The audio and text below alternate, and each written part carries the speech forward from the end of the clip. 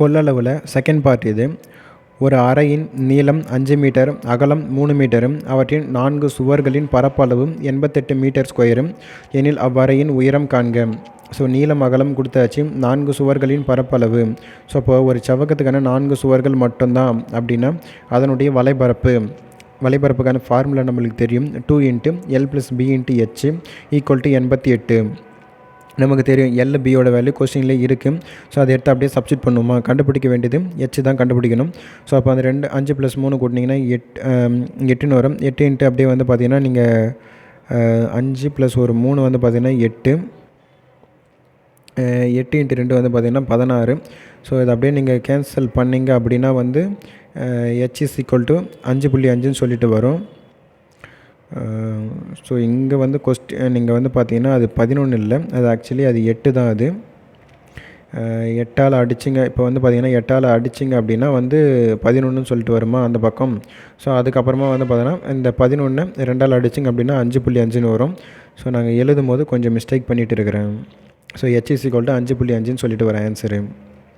2 centimetre தடிமன் கொண்ட உள்ள அளவு, 6 சென்டிமீட்டர் நீளம், 2 சென்டிமீட்டர் அகலம் மற்றும் 1 சென்டிமீட்டர் உயரம் உள்ள மரப்பெட்டியில் மரத்தின் கன அளவு கேட்குறாங்க. இங்கே பார்த்தீங்கன்னா வந்து 2 சென்டிமீட்டர் வந்து பார்த்தீங்கன்னா ஒரு தடிமன் இருக்குது. ஒரு தடிமன்னா ஒரு செவ்வகம், ஒரு கனச்செவ்வகம் இருக்குது. அதுக்கு மேலே வந்து பார்த்திங்கன்னா ஒரு 2 சென்டிமீட்டர் தடிமன் இருக்குது. அந்த உள்ள அளவுகள் வந்துட்டு நமக்கு கொடுத்துட்டாங்க. 6 சென்டிமீட்டரு, அதுக்கப்புறமா 2 சென்டிமீட்டர் அகலம், 1 சென்டிமீட்டர் உயரம் சொல்லி கொடுத்துட்டாங்க. அப்போ உள்ளே இருக்கக்கூடிய ஒரு கனச்செவ்வகத்துக்கான அளவு தெரியும். அப்போ அதனுடைய கன அளவு ஃபஸ்ட்டு நம்ம கண்டுபிடிச்சிருவோம். அப்போது உள்ள அளவு கொண்ட ஒரு கனச்செவ்வகத்தின் கன அளவு 6 × 2 × 1 பெருக்கிட்டிங்க அப்படின்னா 12ன்னு கிடச்சிரும். இப்போ வந்து பார்த்திங்கன்னா வெளியே இருக்கக்கூடிய ஒரு கனச்செவ்வகத்துக்கான கன அளவு கண்டுபிடிக்கணும். ஏன்னா 2 சென்டிமீட்டர் தடிமனில் ஒரு லேயர் வந்து பார்த்திங்கன்னா மேலே இருக்குது. நம்ம இதே மாதிரி சம்மு செவ்வகத்தில் வந்து பார்த்திங்கன்னா 2D ஷேப்ஸில் போட்டிருக்கிறோம். அந்த சம்மு நீங்கள் பார்த்தீங்கன்னா இது உங்களுக்கு ஈஸியாக புரியும். ஸோ வெளியே இருக்கிறதுனால நம்ம என்ன பண்ணுவோம், ஸோ அதை 2ஆல் மல்டிபிள் பண்ணி ஒவ்வொரு பக்கத்தாக கூட ஆட் பண்ணுறோம். ஸோ 2 சென்டிமீட்டர் தடிமனை 2ஆல் மல்டிபிள் பண்ணிங்கன்னா 4ஆக மாறிடுமா?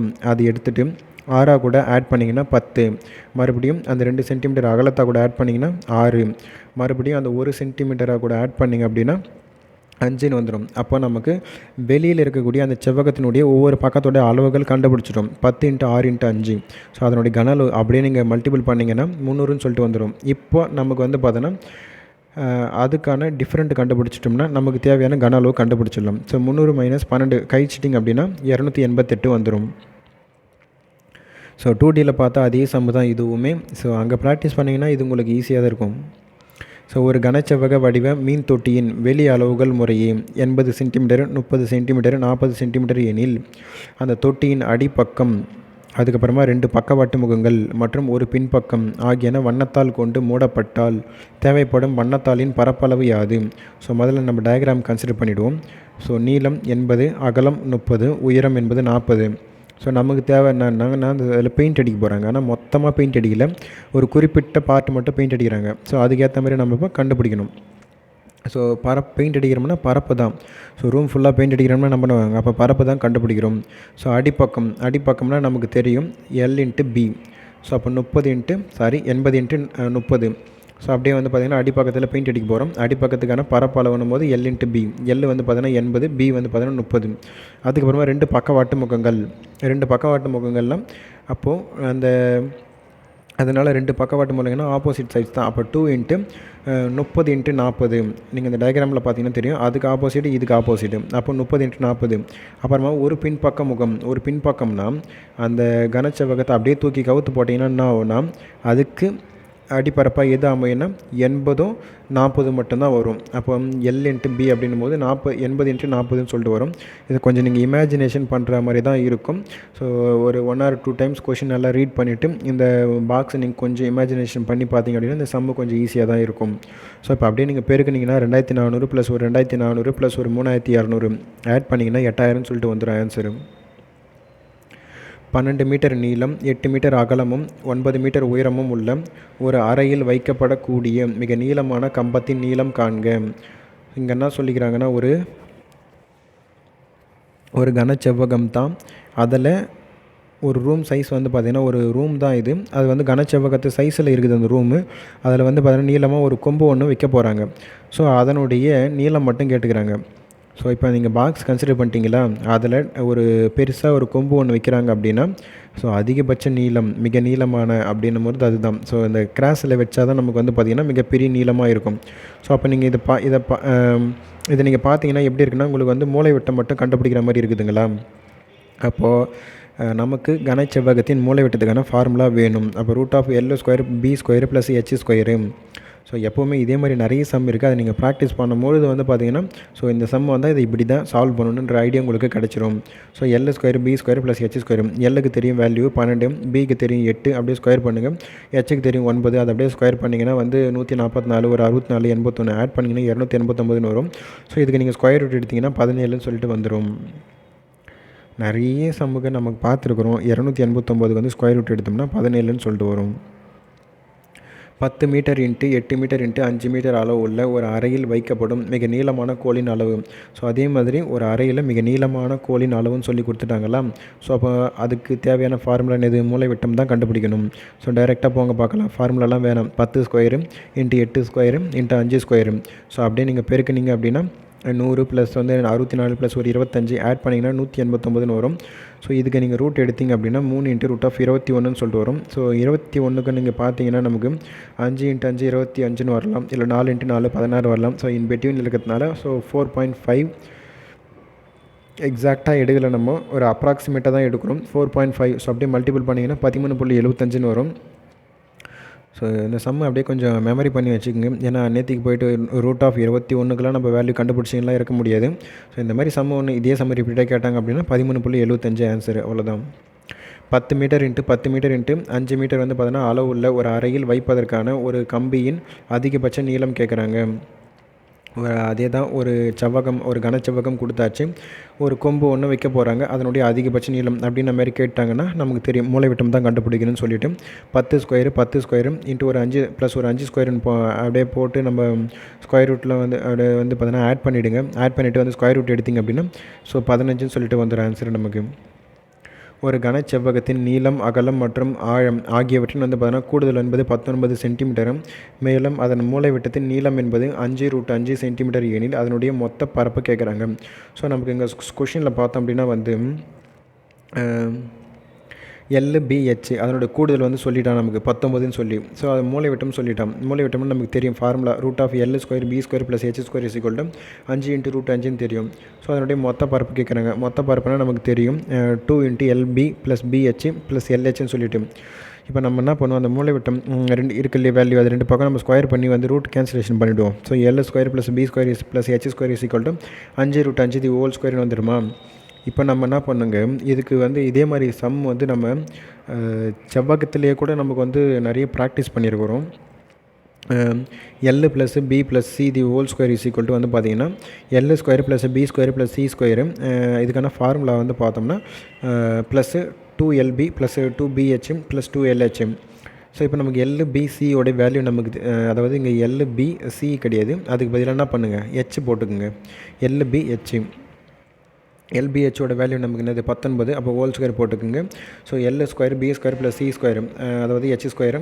ஸோ அதனோட வேல்யூ நமக்கு தெரியும். ஸோ அந்த 5 √5 இதை நீங்கள் வந்து ஸ்கொயர் பண்ணிட்டீங்க அப்படின்னா 5 × 5 25, √5 × 5 வெறும் 5 மட்டும் நிற்கும். ஸோ அதை அப்படியே பெருக்கிட்டிங்க அப்படின்னா 125 மாறிடும். அந்த எல்லாத்துலேயும் 2 காமனாக இருக்குங்களா, 2 மட்டும் காமனாக வெளியே எடுத்துருங்க. அப்போ LB + BH + LH மட்டும் வந்து நிற்குமா. ஸோ அப்படியே இருக்கட்டும். அந்த 125 361 பக்கம் எடுத்துகிட்டு போயிட்டு கழிச்சிருங்க. கழிச்சிட்டிங்க அப்படின்னா 236ன்னு வந்துடும். ஸோ நமக்கு தேவை மொத்த பரப்பரப்பு தான் கேட்குறாங்க. மொத்த பரப்பரப்புனா 2 × LB + BH + LH = 236. 5 metre × 3 metre × 2 metre அளவு உள்ள ஒரு குழி மணலால் நிரப்பப்படுகிறது. ஒரு கனமீட்டர் மணல் வந்து பார்த்தீங்கன்னா விலை வந்து 500 ரூபான்னு சொல்லி கொடுத்துட்டாங்க. அந்த குழியை மூடுவதற்கு மொத்த தொகையானது. ஸோ ஒரு செவ்வக சைஸில் வந்து பார்த்திங்கன்னா ஒரு பாக்ஸ் இருக்குது. அதில் வந்து பார்த்திங்கன்னா வந்து மண் எடுத்து போட்டு ரொப்பணும். அதனுடைய ஒரு கனமீட்டருக்கான மண்ணோட விலை வந்து பார்த்திங்கன்னா 500 ரூபான்னு சொல்லி கொடுத்துட்டாங்க. அப்போ மொத்தமாக எவ்வளோ ரேட் ஆகும், அவ்வளோதான். ஸோ மொத்தமாக எவ்வளோ ரேட் ஆகுது அப்படின்னா நமக்கு கன அளவு தான். ஏன்னா மொத்தமாக போட்டு ரொப்புறோம் இல்லையா, அதனால கன அளவு தான் கண்டுபிடிக்கணும். L × B × H × ஒரு கனமீட்டர் வந்து பார்த்தீங்கன்னா ₹500 அப்படின்னா மொத்தமாக எவ்வளோ? ஸோ அப்படியே பெருக்கிட்டிங்க அப்படின்னா நமக்கு ஆன்சர் வந்து 15,000 சொல்லிட்டு கிடைக்கும். நம்ம அந்த மண்ணில் வச்சு சுற்றி நம்ம பூச போகிறது கிடையாது, உள்ளே வச்சு ரொப்ப போகிறோம். அதனால் சுற்றளவு அது வலைபரப்பு இதெல்லாம் போடக்கூடாது, டைரெக்டாக கன அளவுக்கு தான் போடணும். ஏன்னா மண்ணை கொட்டி ரொப்புறோம் அப்படின்னா ஃபுல்லாக நிரம்புது அப்படின்னா கன அளவுக்கு தான் வரணும். ஒருவர் நீளம், அகலம் மற்றும் உயரம் முறையே 25 சென்டிமீட்டர், 40 சென்டிமீட்டர், 45 சென்டிமீட்டர் அளவுடைய ஒரு சிபியுவிற்கு உரை தைக்க விரும்புகிறார். உரையின் விலை வந்து ஒரு சதுர மீட்டருக்கு ₹40 எனில் அவருக்கு எவ்வளவு செலவாகும்? ஸோ ஒரு சிபியூ இருக்குது, அதனுடைய சைஸ் வந்து பார்த்திங்கன்னா ஒரு செவக சைஸில் இருக்குதுன்னு சொல்லி கொடுத்துட்டான். அதுக்கு வந்து பார்த்திங்கன்னா மேலே ஒரு சொக்கா மாரி ஒன்று பார்த்திங்கன்னா வச்சுக்க, ஒரு ஷர்ட்டு ஒன்று வந்து தைக்க போகிறாங்க.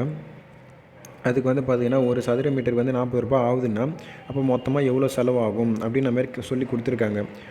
ஆனால் இந்த மாதிரி சம்மு வருது அப்படின்னா இதில் கொஞ்சம் ஒரு ட்விஸ்ட் இருக்குது. ஏன் அப்படின்னு பார்த்தோம்னா நமக்கு வந்து இந்த செவ்வகத்துக்கு சுற்றி வந்து பார்த்திங்கன்னா நம்ம உரை தைக்கிறோம். அப்போ சுற்றி நம்ம உரை தைக்கிறோம் அப்படின்னா அப்போ ஃபோர் சைடுனா அப்போ அதனுடைய வலைபரப்பு தேவை. வலைபரப்புனா 2 × LB + H. ஆனால் அதுக்கப்புறம் மேலே இருக்கக்கூடிய ஒரு பரப்பு, மேலேனா நமக்கு வந்து மேலே ஒரு பரப்பு இருக்குமா, அது வந்து ஒரு அடிப்பரப்பு மாதிரியே இருக்குமா, அப்போ L × B மேலே இருக்கக்கூடிய பரப்புக்கு மட்டும் நம்ம தைப்போம். ஆனால் அடியில் இருக்கக்கூடிய கீழே நம்ம தரையில் வைக்கிறோம் இல்லையா, அந்த ஒரு போர்ஷனுக்கு மட்டும் நம்ம தைக்க மாட்டோம். ஸோ அதனால் அந்த பகுதி விட்டுடுறோம். அப்போ 4 பக்கம், மேலே இருக்கிற ஒரு பக்கம், ஸோ அவ்வளோதான். அடியில் இருக்கிற பக்கத்தை நம்ம விட்டுடுறோம். ஸோ அதுக்கான ஃபார்முலா நம்ம ரெடி பண்ணியாச்சு. இப்போ டைரெக்டாக நமக்கான LBHோட வேல்யூ தெரியும். அப்படியே எடுத்து மல்டிபிள் பண்ண போகிறோம். மல்டிபிள் பண்ணி ஆன்சர் கொண்டு வர போகிறோம். ஸோ இங்கே நீங்கள் பார்த்தீங்கன்னா நமக்கு ஒரு சதுர மீட்டருக்கான விலை வந்து பார்த்திங்கன்னா 40ன்னு சொல்லி கொடுத்துருக்காங்க. ஒரு சதுர மீட்டர் அப்படின்னு வச்சுக்கணும். நமக்கு வந்து பார்த்திங்கன்னா ஒரு சதுர மீட்டர் வந்து ₹40 அப்படின்னா நமக்கு கீழே என்ன பண்ணுறோன்னா நமக்கு வந்து 10,000 டிவைடடில் வந்து பார்த்திங்கன்னா 10,000 நம்ம வந்து பார்த்திங்கன்னா ஆட் பண்ணுறோம். ஸோ அந்த 25 அப்படியே இருக்கட்டும். ஸோ 2 × 25 + 40 ப்ளஸ் வந்து பார்த்திங்கன்னா ஹெச்சோட வேல்யூ என்னது நமக்கு 45 ப்ளஸ் எல்லோட வேல்யூ 25 இன்ட்டு பியோட வேல்யூ எவ்வளோ 40 எல்லோட பி இன்ட்டு ஒரு சதுர மீட்டருக்கு எவ்வளோ ₹40. இது அப்படியே நீங்கள் பெருக்கி ஆட் பண்ணினீங்கன்னா வந்து ஆன்சர் வந்து பார்த்தீங்கன்னா 27.4ன்னு சொல்லிட்டு வரும். ஒரு கூடத்தின் அளவு 10 மீட்டர் × 9 மீட்டர் × 8 மீட்டர் வந்து பார்த்தீங்கன்னா என்றவாறு உள்ளது. அக்கூடத்தின் வந்து பார்த்தீங்கன்னா சுவர்கள் மற்றும் மேற்கூரைக்கு வெள்ளை அடிக்க ஒரு சதுர மீட்டருக்கு 8.50 ஆகும். மொத்த செலவை காண்க. ஸோ அதே மாதிரி சம்மு தான். ஒரு செவ்வக சைஸில் வந்து பார்த்திங்கன்னா ஒரு கூரை இருக்குது. அந்த கூரைக்கு மேற்கூரை வந்து பார்த்திங்கன்னா ஒரு செவ்வக சைஸில் வந்து பார்த்திங்கன்னா ஒரு செவர் இருக்குது. ஸோ மேலே வந்து பார்த்திங்கன்னா பெயிண்ட் அடிக்க போகிறாங்க. அப்போனா மேலே இருக்கக்கூடிய பரப்பு L × B. ஸோ அதுக்கப்புறமா வந்து அந்த சுவர்களுக்கு மட்டும், அப்போ சுவர்களுக்குன்னா 4 சுவர்கள் இருக்குமா, அப்போ 4 பக்கங்களுக்கு, அப்போ அதனுடைய வலைபரப்பு அப்போ 2 × L + B × H. ஸோ இப்போ 4 சுவர்களுக்கான வலைபரப்பு மேலே ஒரு பகுதி, ஸோ அப்போ L × B. ஸோ டைரெக்டாக வந்து பார்த்திங்கன்னா ஒரு சதுர மீட்டருக்கு 8.5. கொஸ்டின் நீங்கள் பார்த்தீங்கன்னா மீட்டர்னு சொல்லி இருக்குது. அதே மாதிரி நமக்கு அந்த ரூபாயுமே மீட்டரில் வருது. ஏன்னா சதுர மீட்டருக்குன்னும் போது எல்லாமே யூனிட் வந்து சேமாக இருக்குது. ஆனால் இதுக்கு முன்னாடி பார்த்த சம் அந்த மாதிரி கிடையாது. ஏன்னா அங்கே சென்டிமீட்டரில் இருக்குது, நமக்கு வந்து சதுர மீட்டருக்கான ரேட் இருக்கும். ஸோ அதனால் அங்கே வந்து யூனிட் வந்து சேஞ்ச் பண்ணோம். ஆனால் இதுக்கு அந்த மாதிரி இல்லை, எல்லாமே ஒரே யூனிட்ஸ் இருக்கிறதுனால ஸோ இதை அப்படியே நம்ம போட்டுக்கிறோம். ஸோ 2 × எல்லோட வேல்யூ வந்து பார்த்திங்கன்னா நமக்கு தெரியும் 10, பியோட வேல்யூ வந்து பார்த்திங்கன்னா 9ன்னு தெரியும். ஸோ ஆட் பண்ணிட்டீங்கன்னா 19 வந்துடும். ஹெச்சோட வேல்யூ 8ன்னு தெரியும். ப்ளஸ் அதேமாரி L × Bனா 10 × 9னா 90ன்னு சொல்லிட்டு வந்துடுமா. ஸோ அப்படியே இன்ட்டு அந்த 8.5ன்றதுனால ஒரு ஸ்தானம் தள்ளி புள்ளி இருக்கிறதுனால கீழே வந்து 10 போட்டுக்கிறேன். ஸோ இப்போ அப்படியே நீங்கள் ஆட் பண்ணி மல்டிபிள் பண்ணிங்கன்னா வந்து ஆன்சர் வந்து 3349 சொல்லிட்டு வந்துடும் நமக்கு. ஒரு அறையின் நீளம், அகலம் மற்றும் உயரம் முறையே 8 மீட்டர், 10 மீட்டர், 4 மீட்டர் மற்றும் 3 மீட்டர் × 1.5 மீட்டர் பரப்பளவு கொண்ட ஒரு கதவும் உள்ளது. வண்ணம் பூச சதுர மீட்டருக்கு ₹200 செலவாகும் என்றால் அதன் சுவர்களுக்கு வர்ணம் பூச செலவு அதான் எவ்வளவு அமௌண்ட் ஆகும்னு சொல்லி கேட்டுக்கிறாங்க. ஸோ ஒரு ரூம் இருக்குதுப்பா, அதில் வந்து பார்த்திங்கன்னா ஒரு கதவுமே இருக்குது. கதவோட சைஸ் நமக்கு கொடுத்துட்டாங்க 3 மீட்டர் × 1.5 மீட்டர்னு சொல்லி அது நீள அகலம் கொடுத்துட்டாங்க. ஆனால் நம்ம என்ன பண்ண போகிறாங்கன்னா செவுத்துக்கு தான் பெயிண்ட் அடிக்க போகிறோம், கதவுக்கு சேர்த்து பெயிண்ட் அடிக்க போகிறதில்ல. அப்போனா நம்ம என்ன பண்ண போகிறோம், அந்த கதவோடைய பரப்பளவை நம்ம கழிச்சு விட்டுட்டா போதும். இப்போது நமக்கு 4 செவத்துக்கு தான் பெயிண்ட் அடிக்க போகிறோம். ஸோ அதனால் வலைபரப்பு so 2 × L + B × H minus of அந்த கதவனுடைய பரப்பளவு L × B. ஸோ அதை கழிச்சிடுறோம். இன்ட்டு வந்து பார்த்திங்கன்னா சதுர மீட்டருக்கு எவ்வளோவா நமக்கு 200 ரூபாய் ரேட்டா. அப்போ அப்படியே இந்த 200 மல்டிபிள் பண்ணுங்கள். ஸோ இப்போ அப்படியே நீங்கள் ஆட் பண்ணிங்க அப்படின்னா மைனஸ் பண்ணிங்க அப்படின்னா ஆன்சர் வந்து பார்த்தோம்னா நமக்கு என்ன வரும் அப்படின்னா 27,900 சொல்லிட்டு வரும். ஒரு சுவரின் நீளம் என்பது 8 மீட்டரும், உயரம் என்பது 6 மீட்டரும், தடிமன் என்பது 22.5 சென்டிமீட்டர் அளவுள்ள இச்சுவரை கட்டுவதற்கு 25 சென்டிமீட்டர் 11.25 சென்டிமீட்டர் × 6 சென்டிமீட்டர் அளவுகள் கொண்ட எத்தனை செங்கற்கள் தேவைப்படும்? இங்கே என்ன பண்ணிட்டாங்க, நமக்கு வந்து ஒரு சுவர் ஒன்று பார்த்தோன்னா எழுப்பணும். அதுக்கு வந்து பார்த்திங்கன்னா நீள அகல உயரங்கள் சொல்லி கொடுத்துட்டாங்க. அதேமாரி ஒரு செங்கலுடைய நீள அகல உயரங்கள் வந்து கொடுத்துட்டாங்க. ஸோ அப்போ மொத்தமாக எத்தனை செங்கல் தேவைப்படும்? ஸோ அப்போ நம்ம கன அளவு தான் கண்டுபிடிக்க போகிறோம். ஸோ ஒன்றுமே இல்லை, அந்த L × B × H / L × B × H. So வந்து பார்த்தோம்னா 8 × 6 × 22.5. அந்த ஒரு ஸ்தானம் தள்ளி புள்ளி இருக்கிறதுனால கீழே 10 வந்துட போகுது. ஆனால் மேலே இருக்கிறது எல்லாம் மீட்டரு, கீழே இருக்கிறது எல்லாமே சென்டிமீட்டரில் இருக்குது. நம்ம என்ன பண்ணுவோம், மேலே இருக்கிற மீட்டர் எல்லாமே சென்டிமீட்டராக கன்வெர்ட் பண்ணிப்போம். ஒரு மீட்டர் = 100 சென்டிமீட்டரா. அப்போ 800 600 அந்த 22 ஒரு 5 இன்ட்டு வந்து பார்த்திங்கன்னா ஏன்னா வந்து அது சென்டிமீட்டரில் தான் இருக்குது. ஸோ அப்போ அதை வந்து கன்வெர்ட் பண்ணணும் அவசியம் இல்லை. ஸோ அப்போ 22.5 அந்த ஒரு ஸ்தானம் தள்ளி புள்ளி இருக்கிறதுனால கீழே நான் 10 மட்டும் போட்டுக்கிறேன். ஸோ அதே மாதிரி இங்கே பார்த்தீங்கன்னா 25 × 11.25 × 6 இங்கே 11.25 2 ஸ்தானம் தள்ளி புள்ளி இருக்குங்களா. அப்போ கீழே அந்த 100ன்னு வரும். அந்த 100 வந்து பார்த்திங்கன்னா மேலே போகும்போது மல்டிபிள் ஆகிடும். ஸோ அதுதான் அந்த 100. ஸோ இப்போ நம்ம கேன்சல் பண்ணோம் அப்படின்னா அந்த ஆன்சர் வந்து பார்த்திங்கன்னா 6400ன்னு வரும். கேன்சல் பண்ணதெல்லாம் நீங்கள் பொறுமையாக போட்டு பாருங்கள். ஸோ நம்ம எல்லாத்தையும் சொல்லிகிட்டு இருந்தால் டைம் ரொம்ப அதிகமாக போயிடும்.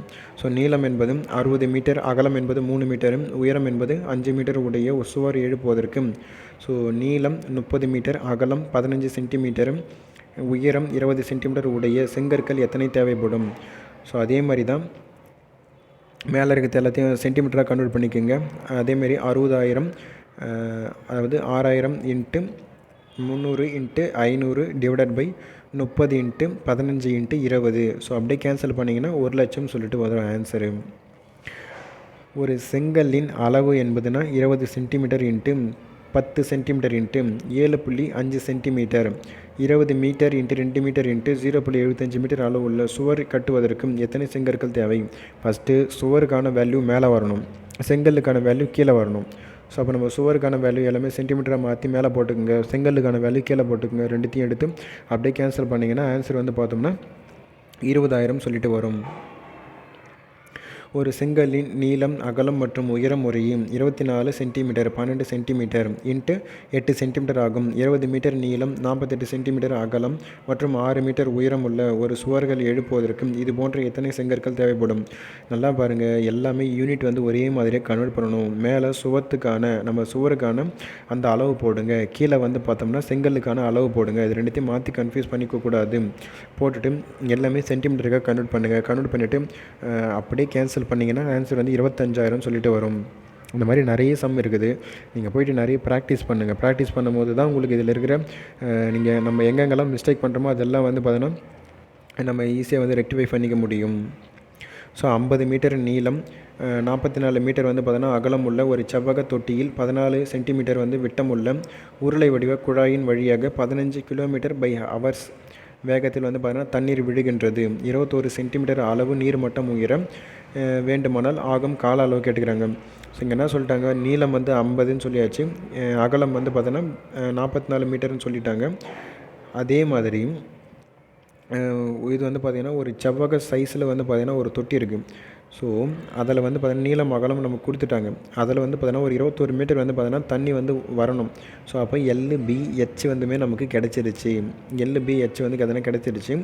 அதுக்கு அடுத்ததாக பார்த்தோம்னா 14 சென்டிமீட்டர் விட்டமுள்ள உருளை வடிவ குழாயின் வழியாக, அப்போது 14 சென்டிமீட்டர் விட்டமுள்ள ஒரு உருளை வடிவ குழாயின் வழியாக 15 km/h வந்து பார்த்திங்கன்னா ஒரு ஃபோர்ஸில் தண்ணி வந்து பார்த்திங்கன்னா வருது. ஸோ அப்போது 21 சென்டிமீட்டர் ஹைட்டுக்கு வந்து பார்த்திங்கன்னா எப்போ மாறும் அப்படின்ற மாதிரி கேட்டுக்கிறாங்க. ஸோ இது சம்முக்கு போய்டும். நம்ம ரெண்டுத்துக்குமே கன அளவுகள் சமம். இப்போது ஃபஸ்ட்டு வந்து பார்த்தோம்னா நம்ம வந்து உருளையின் கன அளவு போட்டுப்போம். உருளையின் கன அளவுனா நமக்கு பையா ஸ்கொயர் ஹெச். ஸோ நமக்கு உருளைக்கு நிறைய சம்மு பார்க்கும்பொழுது இந்த ஃபார்முலாலாம் உங்களுக்கு மெமரி ஆகிடும். ஸோ உருளையின் கன அளவுனா pi r square h. So equal to செவ்வகத்தின் கன அளவு L × B × H. நமக்கு செவ்வகத்துக்கு தானே எல்லாமே வேல்யூ தெரியும். 50 × 44 × 21 சென்டிமீட்டர்னு இருக்குதுங்களா, அதை நான் மீட்டராக கன்வெர்ட் பண்ணுறேன் அப்படின்னா 21/100ன்னு போட்டுப்பேன். ஸோ அதுக்கப்புறமா வந்து பார்த்தோம்னா நமக்கு 14 சென்டிமீட்டர் விட்டம் சொல்லிட்டாங்க. அப்போ அதில் பாதி எவ்வளோ, 7. அதான் ஆரம் = 7 சென்டிமீட்டர்னு வரும். நமக்கு தேவை மீட்டராக கன்வெர்ட் பண்ணுறோம் அப்படின்னால /100 வரணும். ஏன்னா எல்லாத்துக்கும் நமக்கு சைன் வந்து யூனிட் வந்து சேஞ்ச் பண்ணுறோம். ஸோ பைக்கான வேல்யூ 22/7 × R வந்து பார்த்தோன்னா 7/100 × 7/100 × H அப்படியே இருக்கட்டும். அதுதான் நம்ம கண்டுபிடிக்கணும். ஏன்னா இதனுடைய நமக்கு ஓவரால் டிஸ்டன்ஸ் அப்படின்ற மாதிரி தான் கண்டுபிடிக்கிறோம். இப்போ அப்படியே நம்ம கேன்சல் பண்ணுங்கள், ரெண்டு பக்கமும் கேன்சல் பண்ணிட்டேன். ஹெச்சோட வேல்யூ வந்து பார்த்திங்கன்னா உங்களுக்கு 30,000 சொல்லிட்டு வரும். இப்போ நமக்கு தேவை டைம் அப்படின்னு தான் கேட்குறாங்க. அதுக்கு வந்து பார்த்திங்கன்னா நமக்கு ஃபார்முலா இருக்குது. நமக்கு டிஸ்டன்ஸ் = வந்து பார்த்தீங்கன்னா ஸ்பீட் × டைம். ஸோ இது நமக்கு வந்து டைம் ஸ்பீட் டிஸ்டன்ஸில் பார்க்கும்போது நிறைய சம்ஸுக்கு இது நம்ம ப்ராக்டிஸ் பண்ணுவோம். ஸோ இங்கே நமக்கு தேவை டியோட வேல்யூ தான் தெரியும். அது வந்து 30,000 அப்படின்ற மாதிரி எடுத்துட்டோமா. ஸோ நமக்கு தேவை டைம் தான் கண்டுபிடிக்கணும். ஸ்பீடு வந்து பார்த்திங்கன்னா எவ்வளோ நமக்கு 15ன்னு சொல்லி, அதாவது நமக்கு இங்கே கொஷின்ஸுக்கு போய்டும். எவ்வளோ வேகம் அப்படின்னு பார்த்தோம்னா 15 km/h ஹவர்ஸில் இருக்குது. நம்ம என்ன பண்ணுவோம், எல்லாத்துக்கும் வந்து பார்த்திங்கன்னா இப்போ வந்து அந்த கிலோமீட்டருன்றது வந்து பார்த்திங்கன்னா நமக்கு வந்து மீட்டராக கன்வெர்ட் பண்ணிப்போம். ஸோ அப்போ ஒரு கிலோமீட்டர் அப்படின்றது மீட்டராக கன்வெர்ட் பண்ண போனால் 1 கிலோமீட்டர் என்பது 1000 மீட்டர் ஆகும். ஸோ அதை மட்டும் நம்ம சேஞ்ச் பண்ணிக்கிறோம். ஸோ 15 × அந்த 1000 மீட்டர் அப்படியே இருக்கட்டும். ஸோ அப்படியே நமக்கு இப்போ டி தானே வேணும். அப்போ D/S, டியோட வேல்யூ எவ்வளோன்னா 30,000 / நமக்கு ஸ்பீடு எவ்வளோ 15 × 1000. ஸோ அப்படியே கேன்சல் பண்ணிங்கன்னா அப்படின்னா டைம் = 2 ஹவர்ஸ்ன்னு வந்துடும். ஸோ இதுதான் நமக்கு என்ன பண்ணிட்டாங்கன்னா, ஒரு செவ்வக சைஸில் ஒரு தொட்டி இருக்குது. ஒரு உருளை வழியாக ஒரு உருளை வடிவ குழாய் வழியாக தண்ணீர் வந்து பார்த்தீங்கன்னா வந்து நிரம்புது. அதனோட விட்டம் கொடுத்தாச்சு, எவ்வளோ வேகத்தில் வருதுன்னு சொல்லி கொடுத்தாச்சு. நமக்கு ரெண்டுத்துக்கும் கன அளவு நம்ம கண்டுபிடிக்கிறோம். ஸோ கன அளவு கண்டுபிடிச்சி நமக்கு தேவை ஸ்பீடு = அதாவது டிஸ்டன்ஸ் = ஸ்பீட் × டைம். அந்த ஃபார்முலாவில் எடுத்து மட்டும் அப்படியே சப்ஸ்டிட் பண்ணுறோம். சப்ஸ்டிட் பண்ணோம்னா நமக்கு தேவையான டைம் எவ்வளோன்னு சொல்லிட்டு கண்டுபிடிச்சிடலாம். 200 மீட்டர் × 150 மீட்டர் வந்து பார்த்தோன்னா அளவு உள்ள அடிப்பக்கம் கொண்ட ஒரு தண்ணீர் தொட்டிக்குள் ஒரு 1.5 மீட்டர் × 1.25 மீட்டர் அளவுடைய செவ்வக குழாயின் வழியாக மணிக்கு 20 கிலோமீட்டர் வேகத்தில் தண்ணீர் பாய்கிறது. எந்த நேரத்தில் தண்ணீர் 2 மீட்டர் உயரத்துக்கு நிரம்பும் அப்படின்னு மாரி கேட்டிருக்காங்களா. ஸோ அதேமாரி தான் நமக்கு L × B × Hோட வேல்யூ தெரிஞ்சிடுச்சு. ஏன்னா நீளம் வந்து பார்த்தோன்னா 200, B வந்து பார்த்தோன்னா 150. இங்கே பாருங்கள் உயரம் சொல்லி கொடுத்துருக்காங்க. அப்போ H = 2ன்னு சொல்லி தெரிஞ்சிருச்சு. அதே மாதிரி ஒரு செவ்வக வடிவ குழாயின்னு சொல்லிட்டாங்க. அதனுடைய நீளம் அகலம் வந்து பார்த்திங்கன்னா 1.5 மீட்டர் × 1.25 மீட்டரு. ஸோ மணிக்கு வந்து பார்த்திங்கன்னா 20 கிலோமீட்டர் வேகத்தில் தண்ணீர் வருது. ஆனால் நீங்கள் ஆப்ஷன் பார்த்திங்கன்னா எல்லாமே நிமிடமாக இருக்குது. நமக்கு இவ்வளோ மணிக்கு சொல்லிக்கிறாங்க. அப்போது km/h வந்து பார்த்திங்கன்னா தண்ணி வருது. ஆனால் நமக்கு வந்து ஆப்ஷனில் இருக்கிறது எல்லாமே நிமிடமாக இருக்குது. அது நம்ம கீழே போகும்போது நிமிடமாக கன்வெர்ட் பண்ணுவோம். அது எப்படின்னு நாங்கள் சொல்கிறோம் உங்களுக்கு. ஸோ நம்ம நார்மலாக அதேமாரி L × B × H = L × B × H அதேமாரி தான் போட போகிறோம். ஏன்னா ஒரு தண்ணி வர குழாயினுடைய அளவு நமக்கு தேவணும். அதேமாரி நார்மலாக தொட்டியோட அளவு நமக்கு தேவணும். So எல்லோட value 15/10. ஏன் அப்படின்னா நமக்கு வந்து 1.5 அப்படின்னு இருக்குதுங்களா. அதனால் டிவைட் ஒரு ஸ்தானம் தள்ளி புள்ளி இருக்கிறதுனால கீழே 10 கொண்டு வந்துடுறேன். 2 ஸ்தானம் தள்ளி புள்ளி இருக்கிறதுனால கீழே 100 கொண்டு வந்துடுறேன். ஸோ 15/10 × 125/100 இருக்கட்டும். அந்த H அப்படியே இருக்கட்டும். அந்த பக்கத்தில் இந்த 20 × 1000 / 60 இருக்குதுங்களா. அதெல்லாம் நீங்கள் போடாதீங்க, கொஞ்சம் கன்ஃபியூஸ் ஆகிடுவீங்க.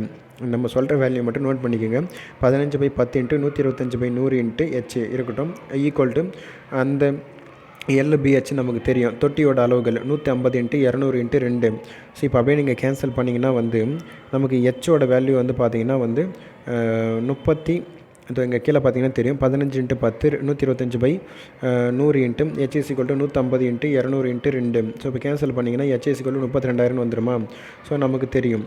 ஸோ டைம் கண்டுபிடிக்கிறது ஃபார்முலா தெரியும். Distance = speed × time. ஸோ நமக்கு டைம் தான் வேணும். T = D/S. நமக்கு டிஸ்டன்ஸ் எவ்வளோன்னா 32,000 / S வந்து நமக்கு கொஸ்டினில் கொடுத்துருக்காங்க. எவ்வளோ அப்படின்னு பார்த்தோம்னா 20 கிலோமீட்டர். நமக்கு அந்த ஒரு மீட்டர் அப்படின்னு, அதாவது 1 கிலோமீட்டர்ன்றது 1000 மீட்டராக கன்வெர்ட் பண்ணுறோம். அப்போ 20 × 1000. இப்போ அப்படியே நீங்கள் கேன்சல் பண்ணிங்க அப்படின்னா நமக்கு வந்து பார்த்தீங்கன்னா என்ன ஆன்சர் வரும்னா 16/10ன்னு வந்துடுமா. இது நீங்கள் சிம்பிளிஃபை பண்ணிங்க அப்படின்னா பக்கத்தில் இருக்கிறத 60 ஏன் போடுறோன்னு நான் இப்போ சொல்கிறேன் உங்களுக்கு. வெறும் நீங்கள் அந்த 32,000 டிவைடட் பை 20 × 1000 அதை நீங்கள் சால்வ் பண்ணிங்கன்னா உங்களுக்கு என்ன ஆன்சர் வரும்னா 16/10ன்னு வரும். இது வந்து பார்த்திங்கன்னா ஹவர்ஸுக்கு தான் நம்ம கண்டுபிடிச்சிருக்கிறோம். ஆனால் ஆப்ஷன் எல்லாமே நிமிடத்து இருக்குது. இப்போ உதாரணத்துக்கு நம்ம சொல்கிறோம் ஏன் அந்த 60ஆல் இப்போ மல்டிபிள் பண்ணோம் அப்படின்னா நமக்கு நிமிடத்துக்கு கிடச்சிரும். இப்போ வந்து பார்த்திங்கன்னா ஒரு 2 மணி நேரத்தை வந்து பார்த்திங்கன்னா நீங்கள் நிமிடத்தில் சொல்லுங்கன்னா எப்படி சொல்லுவீங்க? அப்போ 2 × ஒரு 60 நம்ம பெருக்கணும் அப்படின்னா 120 நிமிஷம் அப்படின்னு நம்ம சொல்லிடலாமா? இப்போ அதே மாதிரி தான் எனக்கு வந்து பார்த்திங்கன்னா ஒரு ஹவர்ஸில் வருது. குழாவில் தண்ணி வந்து பார்த்திங்கன்னா நமக்கு எவ்வளோ வருதுன்னா ஹவர்ஸில் வருது. ஸோ அதை நான் நிமிடத்துக்காக மாற்றுறேன். ஸோ அதனால தான் நான் வந்து 60ஆல் பெருக்கிறேன் நான். இப்போ புரிஞ்சுதுங்களா உங்களுக்கு? இல்லைனா நீங்கள் அதை சால்வ் பண்ணிவிட்டு 16/10ன்னு வரும். இன்ட்டு நான் 60ஆல் பெருக்கிட்டேன் அப்படின்னா எனக்கு 96 நிமிடம்னு வந்துடும். இல்லை எனக்கு டைரெக்டாக தெரியும். ஏன்னா நமக்கு கொஸ்டினில் வந்து பார்த்திங்கன்னா நமக்கு மணி வேகத்தில் வருகிறது, மணிக்கு இத்தனை கிலோமீட்டர் வேகத்தில் வருதுன்னுங்கிறாங்க. அப்போ நான் இவ்வளோ நிமிடத்துக்கு மாற்றணும் அப்படின்னா நம்ம 60ஆல் பெருக்கணும். 60ஆல் பெருக்கிட்டோம் அப்படின்னா நமக்கு இவ்வளோ நிமிடம்னு சொல்லி கிடச்சிரும். அப்படின்றது நமக்கு தெரிஞ்சதுன்னா டைரெக்டாக வந்துடலாம். அப்போ 32,000 × 20 கிலோமீட்டர் ஹவர்ஸில் அதை நான் மீட்டருக்காக கன்வெர்ட் பண்ணும்போது 20 × 1000 மீட்டர் × 60 மாறிடும். ஸோ அப்படியே கேன்சலேஷன் பண்ணிங்கன்னா டைம் நமக்கு = 96 நிமிடம் சொல்லிட்டு வந்துடும். கொஞ்சம் குழம்பும், நிறைய முறை இதை ப்ராக்டிஸ் பண்ணுங்கள். சொன்னதை வச்சு ஈஸியாக உங்களுக்கு கிளியர் ஆகிடும். ஸோ அடுத்ததாக இன்னொரு சம் இருக்குது. 1.5 மீட்டர் ஆழமும் 36 மீட்டர் வந்து பார்த்தீங்கன்னா அகலமும் கொண்ட ஒரு ஆற்றில் வந்து பார்த்தீங்கன்னா தண்ணீர் ஒரு மணி நேரத்திற்கு 3.5 கிலோமீட்டர் என்ற வேகத்தில் ஓடிக்கொண்டிருக்கிறது. அவ்வாற்றிலிருந்து ஒரு நிமிடத்திற்கு கடலில் கலக்கும் நீரின் கன அளவு யாது? ஸோ ஒரு நிமிஷத்தில் எந்த அளவுக்கு தண்ணி போய் கடலில் கலக்கும் அப்படின்ற மாதிரி கேட்டிருக்கிறாங்களா? நமக்கு ஆழம் ஸோ H தெரிஞ்சிடுச்சு, B தெரிஞ்சிடுச்சு, ஆனால் லென்த்து தெரியலையே நமக்கு. ஆனால் நீங்கள் பாருங்கள், ஒரு மணி நேரத்திற்கு 3.5 கிலோமீட்டர் வேகத்தில் ஸோ ஓடிக்கொண்டிருக்கிறது. அப்போ இதுதான் வந்து பார்த்திங்கன்னா நமக்கு லென்த்தாகவே எடுத்துப்போமா? அந்த 3.5 கிலோமீட்டர் என்பதே அதை நீளமாகவே எடுத்துப்போங்க. டைரெக்டாக நமக்கு ஒரு செவ்வகமாக கொஞ்சம் இமேஜினேஷன் பண்ணிக்கோங்க. ஸோ அப்படியே டைரெக்டாக L × B × Hக்கே நம்ம போயிடுவோமா? அங்கே பார்த்தீங்கன்னா 1.5 இருக்குதா, டிவைடட் அப்போ 15/10 36 மீட்டர் அப்படியே 36 அப்படியே எடுத்து எழுதுங்க. இன்ட்டு நீளம் வந்து நமக்கு தெரியும் 3.5ன்னு சொல்லிட்டு தெரியும். அந்த 3.5 இருக்கட்டும், 35ன்னு போய் டிவைடரில் 10 போட்டுக்குங்க. ஏன்னா ஒரு ஸ்தானம் தள்ளி புள்ளி இருக்கிறதுனால. அதுக்கப்புறமா வந்து பார்த்தோம் அப்படின்னா அது கிலோமீட்டரில் இருக்கா, நமக்கு மீட்டருக்காக மாற்றணும். அப்போ ஒரு கிலோமீட்டர் = 1000 மீட்டர். அப்போ இன்ட்டு 1000 போட்டுக்குங்க.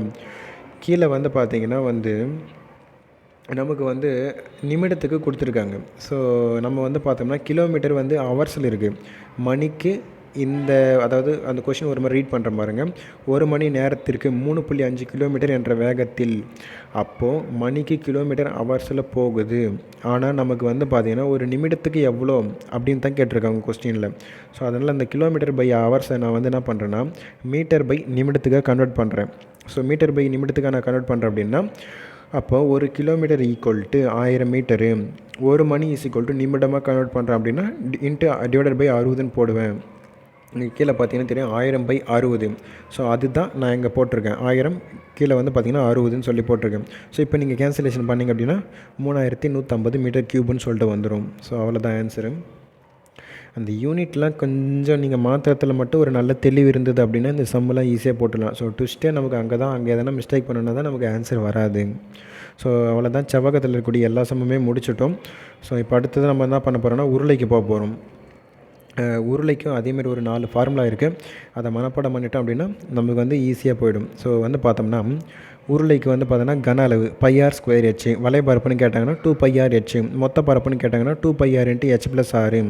அதேமாரி நமக்கு உள்ளீடற்ற உருளையின்மை இருக்குது. அதுக்கான கன அளவு பார்த்தோம் அப்படின்னா π × R² -r² × h. மொத்த பரப்பு அப்படின்னு கேட்டாங்கன்னா 2π × r1 + r2 × r2 - r1 + h. Formula வந்து மனப்பாடம் பண்ணிக்கோங்க. ஏன்னா வந்து நமக்கு டைரெக்டாக கொஸ்டினாகவே ஃபார்முலா வச்சு கேட்பாங்க.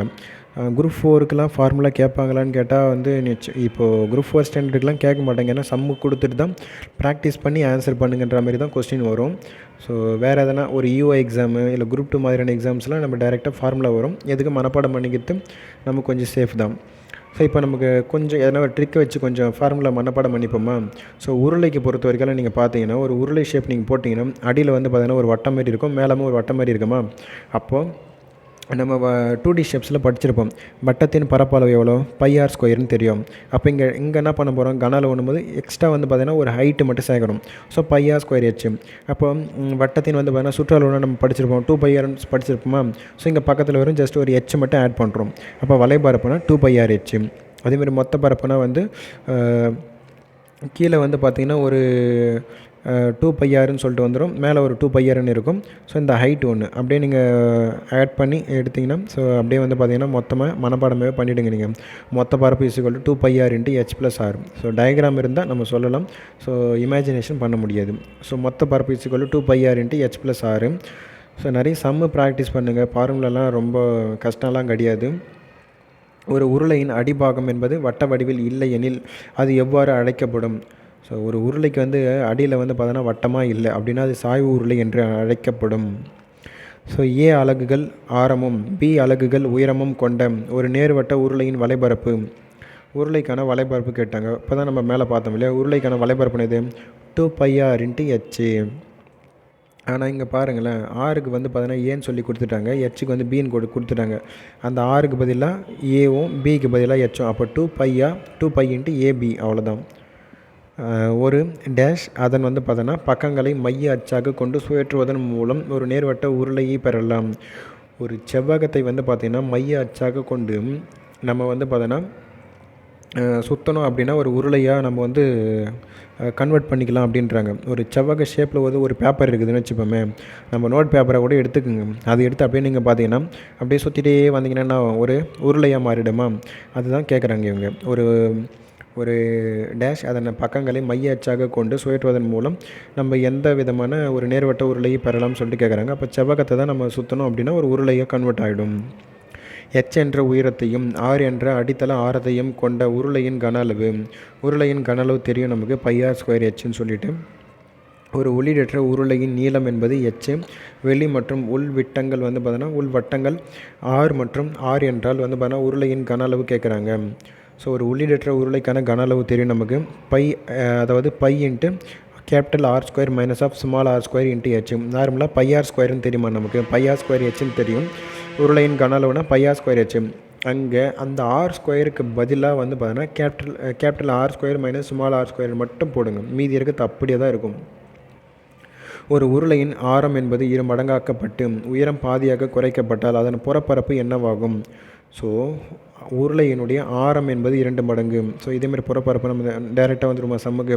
ஸோ 100 × ஆரம் என்பது 2 மடங்காக மாறுது. அப்போ 200 / 100 × உயரம் என்பது பாதியாக மாறுது அப்படின்னா 50/100. ஸோ ஈக்குவல் டு அப்படியே கேன்சல் பண்ணிங்கன்னா 100ன்னு சொல்லிட்டு வரும். ஸ்டார்டிங் வேல்யூ வந்த வேல்யூ ரெண்டுத்துக்கு எதுவும் மாற்றம் கிடையாது. அப்போ எந்த வித மாற்றமும் இருக்காது.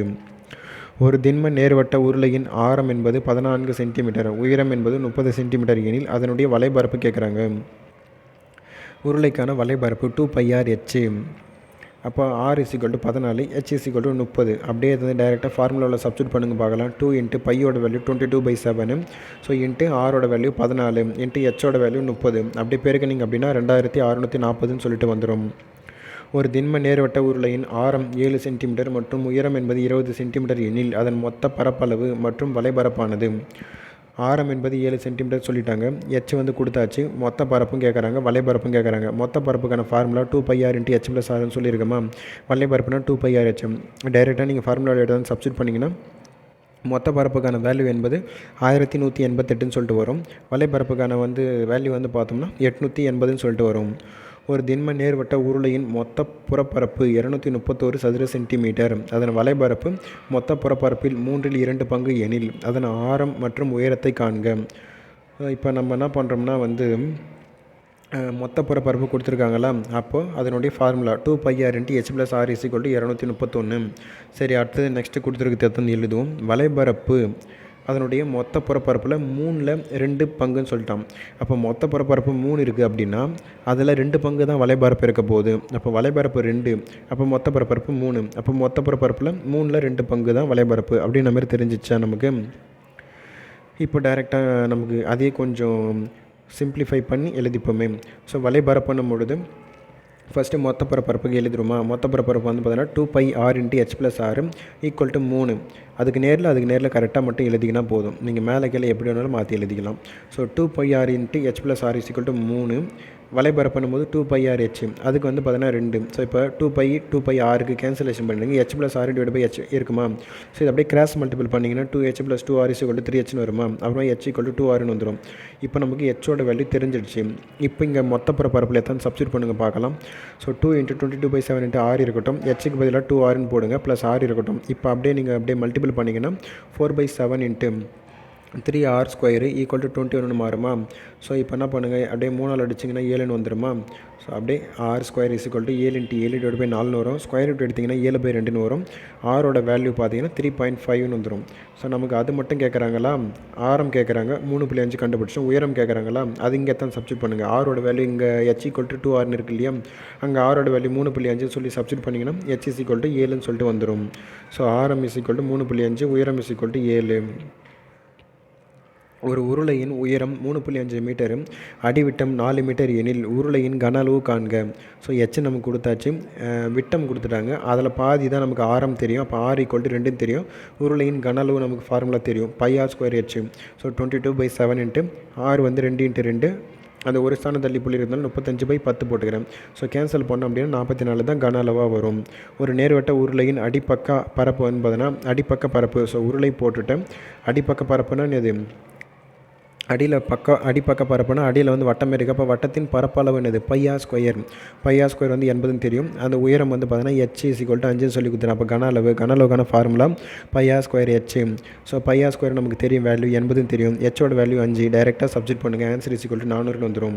அதேமாரி ஒரு நேர்வட்ட உருளையின் வலைபரப்பு 704 சதுர சென்டிமீட்டர் மற்றும் அதன் உயரம் 8 சென்டிமீட்டர் எனில் கன அளவு கேட்குறாங்களா.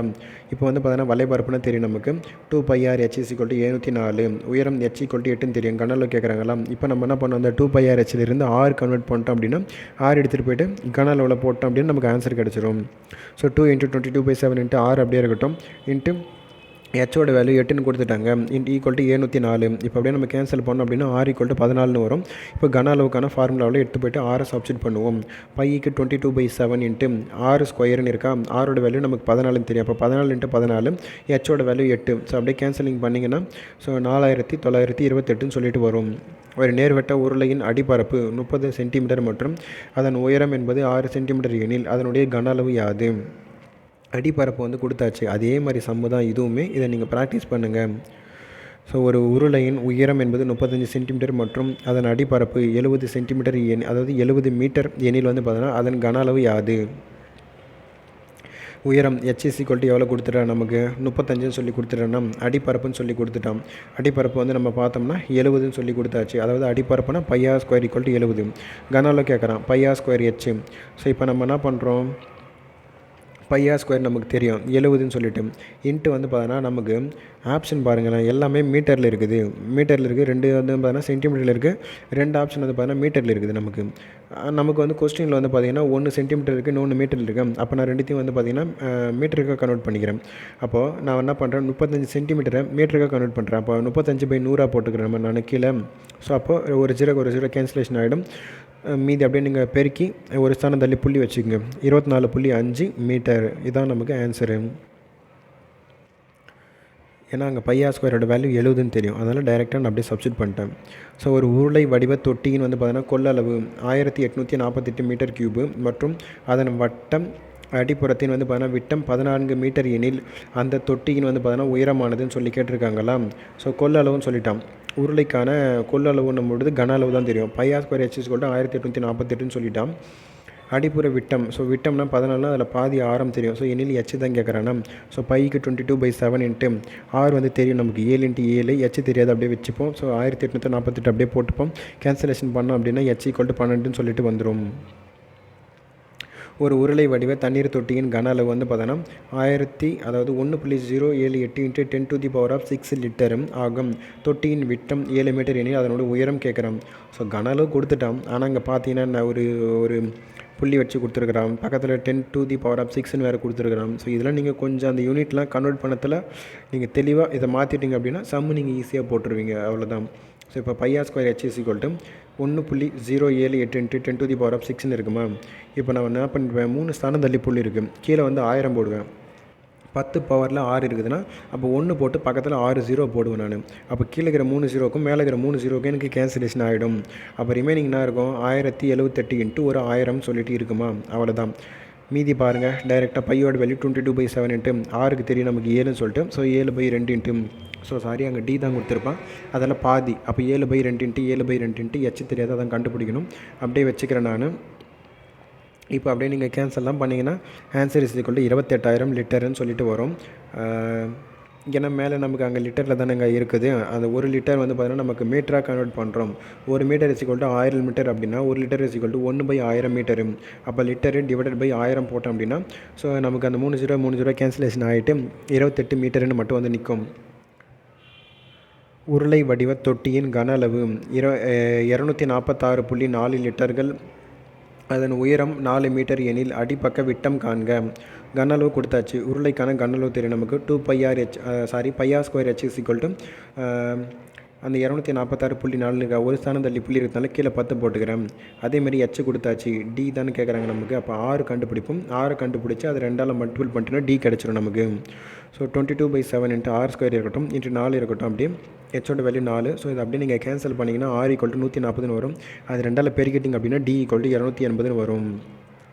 நமக்கு இருக்கிறது லிட்டரு. கொஸ்டினில் பார்த்தீங்கன்னா மீட்டர்னு இருக்குது. அப்போ 1 லிட்டர் இஸ் ஈக்குவல் டு நான் என்ன சொல்லியிருக்கிறேன், 1000 மீட்டர். அதாவது நம்ம என்ன பண்ணுவோங்க, மேலே பார்த்தோமா, இங்கே பார்த்தீங்கன்னா தெரியும் 1 litre is equal to 1/1000 metre. அப்போ டி இஸ் ஈக்குவல் டு நம்ம என்ன பண்ணுவோம், 280 டிவைடட் பை ஒரு 1000 போடுவோமா. ஒரு 0க்கு மேலே ஒரு 0 கேன்சலேஷன் ஆகிடும். அப்போ கீழே வந்து 28/100 இருக்குமா.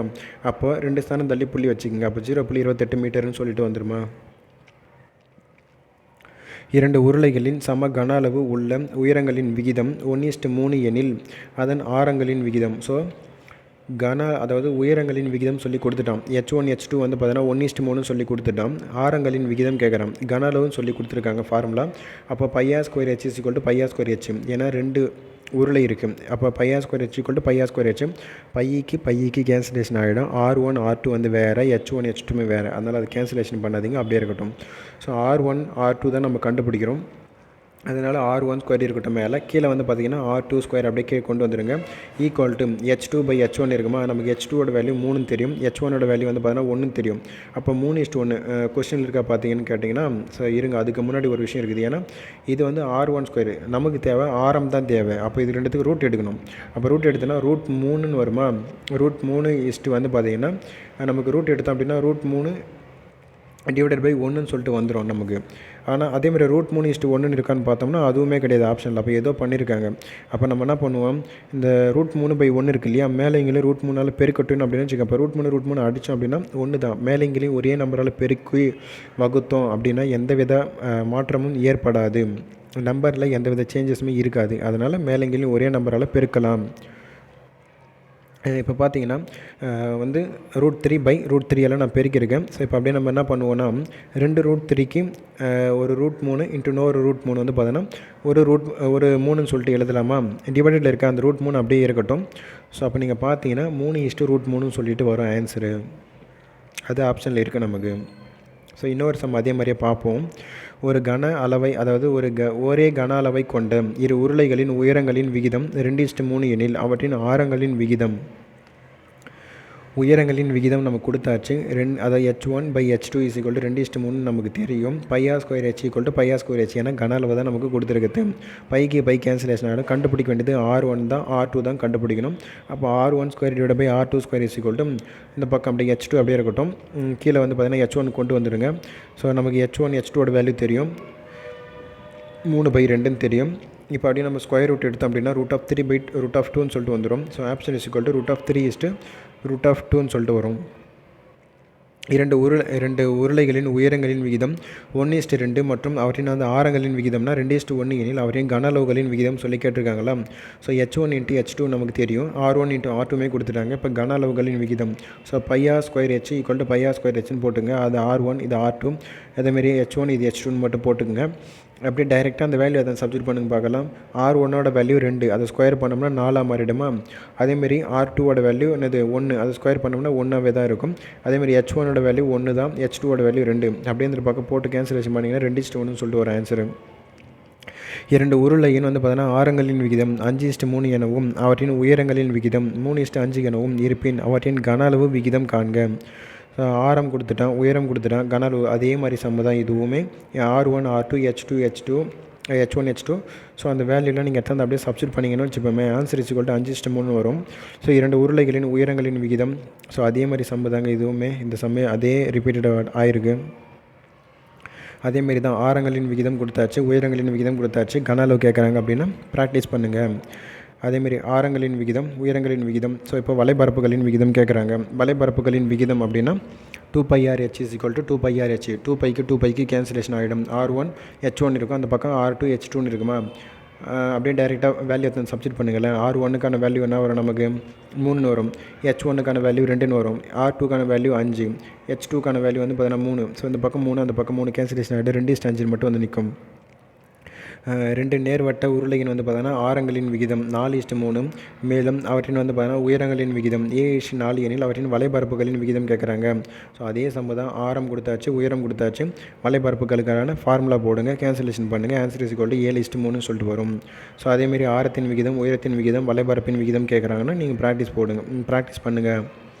ஸோ நீளம் என்பது 3 மீட்டர் மற்றும் விட்டம் என்பது 2.8 மீட்டர் வந்து பார்த்தீங்கன்னா உடைய ஒரு சமப்படுத்தும் உருளை, அதாவது ஒரு சமன்படுத்தும் உருளையை கொண்டு ஒரு தோட்டம் சமன்படுத்தப்படுகிறது. 8 சுற்றுகளில் எவ்வளவு பரப்பை வந்து பார்த்தீங்கன்னா சமன் செய்யும் சொல்லி கேட்டுக்கிறாங்க. ஒரு ரோட் ரோலர் வந்து பார்த்தீங்கன்னா இருக்குது. அதை வச்சு என்ன பண்ணுறாங்க, ஒரு தோட்டத்தை சுற்றி ரவுண்ட் அடித்து வந்து பார்த்தீங்கன்னா சமன்படுத்துகிறாங்க. அப்படின்னா சுற்றளவு கண்டுபிடிக்கணும். அது உருளைக்கு தானே. அப்போ உருளையின் சுற்றளவு அப்படின்னா 2πRh, அது ஞாபகம் வரணும். அப்போ மொத்தமாக எத்தனை சுற்றுறாங்க அப்படின்னா 8 சுற்று. அப்போ அதை பக்கத்தில் அப்படியே மல்டிபிள் பண்ணிக்கணும். டைரெக்டாக நமக்கு H கொடுத்துட்டாங்க. Hோட வேல்யூ நம்ம பார்த்தோம்னா அதில் நீளம் 3 மீட்டர்னு கொடுத்துருக்காங்களா. H = 3. உருளைக்கு நீளம் வந்து பார்த்திங்கன்னா அதனோட ஹைட்டாக தான் இருக்கும். ஓகேங்களா. D வந்து கொடுத்துட்டா அதை நம்ம 6ஆக கன்வெர்ட் பண்ணோம்னா அதில் பாதி. ஸோ 2.8ல் பாதி வந்து பார்த்தோன்னா 14ன்னு வந்துடுமா. அது ஒரு ஸ்தானம் தள்ளி புள்ளி இருந்தாலும் கீழே 10 வந்துடும். ஸோ 8 சுற்றுகள். அப்போ 2πR × 2 × 22/7 × R வந்து பார்த்தீங்கன்னா 14/10. Hோட வேல்யூ வந்து பார்த்திங்கன்னா 3ன்னு சொல்லி கொடுத்துருக்காங்க. நம்ம அந்த 8 வந்து பார்த்தீங்கன்னா சுற்றுகள், எத்தனை சுற்றுகள் அப்படியே மல்டிபிள் பண்ணி ஒரு ஸ்தானம் தள்ளி புள்ளி வச்சுக்கலாம். ஸோ வந்து பார்த்தீங்கன்னா எனக்கு 10 இருக்கட்டும். அப்புறம் வந்து பார்த்தோன்னா 211.2ன்னு ஒரு ஆன்சர் நமக்கு. 28 மீட்டர் விட்டமும் மற்றும் 30 மீட்டர் ஆழமும் உள்ள ஒரு கிணறு உருளை வடிவில் வெட்டப்படுகிறது. அவ்வாறு வெட்டப்படும் பொழுது தோண்டி எடுக்கப்பட்ட மண் சீராக பரப்பப்பட்டு 30 மீட்டர் × 28 மீட்டர் வந்து பார்த்தீங்கன்னா அளவுகள் அடிப்பக்கமாக கொண்ட ஒரு கனச்செவ்வக மேடையாக அமைக்கப்பட்டால் அம்மேடையின் உயரம் யாதுன்னு சொல்லி கேட்டிருக்காங்க. இப்போ என்ன பண்ணுறாங்க, ஒரு இடத்துல போகிறாங்க, ஒரு கிணறு மாரி ஒரு கிணறு தோன்றாங்க. அந்த மண்ணை தூக்கி என்ன பண்ணுறாங்கன்னா ஒரு செவ்வகம் வந்து பார்த்தீங்கன்னா அமைக்கிறாங்க. ஆக மொத்தத்தில் அதே அளவு. அப்போ வந்து பார்த்தீங்கன்னா ஒரு கிணறு தோன்றுறாங்க, அந்த மண்ணை வச்சு தான் ஒரு செவ்வகம் வந்து அமைக்கிறாங்க. அப்போ ரெண்டுத்துக்குமே பார்த்தீங்கன்னா கன அளவுகள் சமம். தோண்டப்பட்ட மண்ணை வச்சு தான் இது பண்ணுறாங்கன்னா அப்போ ரெண்டுத்துக்குமே கன அளவுகள் என்பது சமமாக இருக்கும். அப்போ என்ன பண்ணுங்கள், எதுக்கு வந்து பார்த்தீங்கன்னா கேட்குறாங்கன்னா மேடையின் உயரம் கேட்குறாங்க. அப்போ கனச்செவ்வகத்தினுடைய உயரம் வந்து பார்த்தீங்கன்னா எவ்வளோன்னு கேட்குறாங்க. அதை நம்ம முதல்ல வர மாரி எழுதிப்போம். L × B × H. எல்லோட வேல்யூ வந்து பார்த்தீங்கன்னா கொடுத்துருக்காங்க 30 × 28 × H அப்படியே இருக்கட்டும். இந்த πr² Hோட வேல்யூ நம்ம டைரெக்டாக அப்படியே சப்ஸ்டியூட் பண்ணுவோம். 22/7 Rோட வேல்யூ நமக்கு தெரியும். வந்து எவ்வளோ அப்படின்னா வந்து விட்டம் D = 28ன்னு கொடுத்துறாங்க. அதில் பாதி வந்து ஆரம் தானே. அப்போ 14 × 14. Hோட வேல்யூ 30. ஸோ அப்படியே கேன்சல் பண்ணிங்கன்னா H = 22ன்னு சொல்லிட்டு வரும். இதே மாதிரி இன்னொரு சமமே இருக்குது நமக்கு. 14 மீட்டர் விட்டம் 20 மீட்டர் ஆழமுள்ள ஒரு கிணறு தோண்டப்பட்டு 20 மீட்டர் 14 மீட்டர் உடைய ஒரு மேடை வந்து அமைக்கிறாங்க. ஸோ அதனுடைய உயரம் கேட்குறாங்க. இதை நீங்கள் ப்ராக்டிஸ் பண்ணுங்கள். ஆன்சர் வந்து 11ன்னு சொல்லிட்டு வரும்.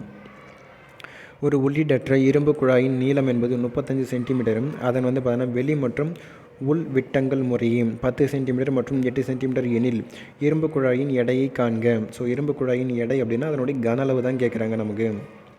ஒரு கன சென்டிமீட்டர் இரும்பு வந்து எடை வந்து பார்த்தீங்கன்னா 7 கிராம்னு சொல்லி கொடுத்துருக்காங்க. இது கீழே நம்ம போகும், அங்கே போகும்போது கொஞ்சம் சில மாற்றுவோம். ஏன்னா கிலோகிராம்னு இருக்குது, ஆப்ஷனில் எல்லாமே வந்து பார்த்தோன்னா நமக்கு கிராமில் இருக்குது. அதனால் இங்கே கொஞ்சம் யூனிட் வந்து சேஞ்ச் பண்ணுற மாதிரி இருக்கும். ஆக மொத்தத்தில் இது வந்து உள்ளீடற்ற உருளைன்னு நமக்கு தெரிஞ்சு போச்சு. அதனுடைய கன அளவு கேட்குறாங்க. கொடுத்துருக்கிறது எல்லாமே விட்டம் கொடுத்துருக்காங்க. நம்ம ஆரமாக கன்வெர்ட் பண்ணும்போது அதெல்லாம் பாதியாக கன்சிடர் பண்ணிக்கணும். ஸோ பைக்கான வேல்யூ 22/7 இன்ட்டு பெரிய ஆறு நமக்கு கொடுத்துருப்பாங்க 10ன்னு. அதில் 10ல் பாதி 5, அப்போ 5 ஸ்கொயர் வச்சுப்போம். சின்ன ஆறு நமக்கு கொடுத்துருப்பாங்க 8ன்னு சொல்லிட்டு அதில் பாதி 4 அப்படியே ஸ்கொயர் பண்ணிப்போமா. இன்ட்டு எச் வந்து பார்த்தீங்கன்னா 35ன்னு கொடுத்துருப்பாங்க. ஸோ அப்படியே இருக்கட்டும். இப்போ என்ன பண்ணுங்கள், இது ஏ ஸ்கொயர் மைனஸ் பி ஸ்கொயர் அந்த ஃபார்முலா உங்களுக்கு தெரியும் இல்லையா, A+B இன்ட்டு A - Bன்னு. அப்படி தெரியலனாலும் பரவாயில்ல, ரெண்டுத்தையும் கூட்டிக்குங்க, ரெண்டுத்தையும் கழிச்சிக்குங்க, அவ்வளோதான். 22/7 இன்ட்டு ரெண்டுத்தையும் கூட்டணும் அப்படின்னா 9ன்னு வரும், ரெண்டுத்தையும் கழிச்சுன்னா 1ன்னு வரும், இன்ட்டு 35 வரும்.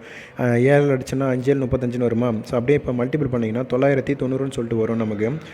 இப்போ என்ன பண்ணுறாங்கன்னா, இது வந்து நமக்கு வந்து இவ்வளோ வந்து பார்த்தீங்கன்னா கன சென்டிமீட்டர்னு நம்ம கண்டுபிடிச்சிட்டோம்.